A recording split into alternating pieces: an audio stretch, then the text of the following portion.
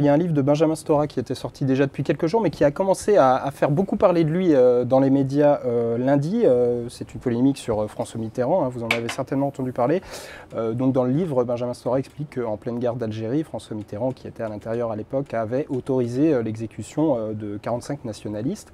Bon, on sait que vous avez commencé au PSU, hein, je crois, si je me trompe. Oui. D'ailleurs dans les années 80, c'est-à-dire au moment où François Mitterrand était au pouvoir. Quel souvenir vous gardez du personnage? Un peu avant. Écoutez, moi, j'ai pas de scrupule à le dire, j'ai voté François Mitterrand en 81.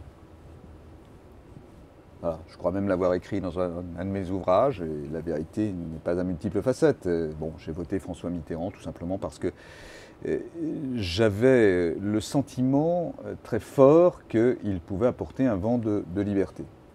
Et puis, à l'usage, en quelque sorte, je me suis aperçu du contraire. Chacun fait des erreurs, je les ai assumées et j'ai fixé, comment dirais-je, mon anneau au port du centre, n'est-ce pas? Et depuis, je m'y tiens.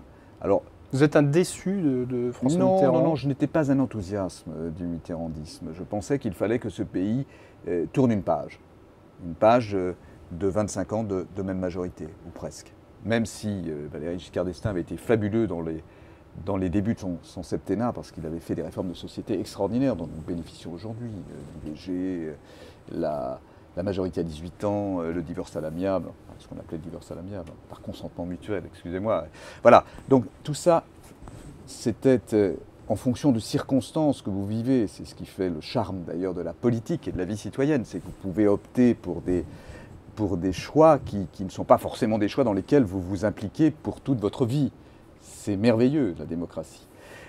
Donc, déçu de François Mitterrand, oui, un peu, mais je n'en attendais vraiment rien d'extraordinaire.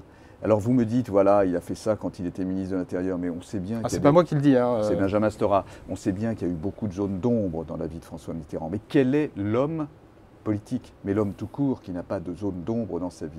Donc je n'excuse pas ce qu'a fait François Mitterrand. Mais, si vous voulez, je le porte aux pertes et profits de l'histoire.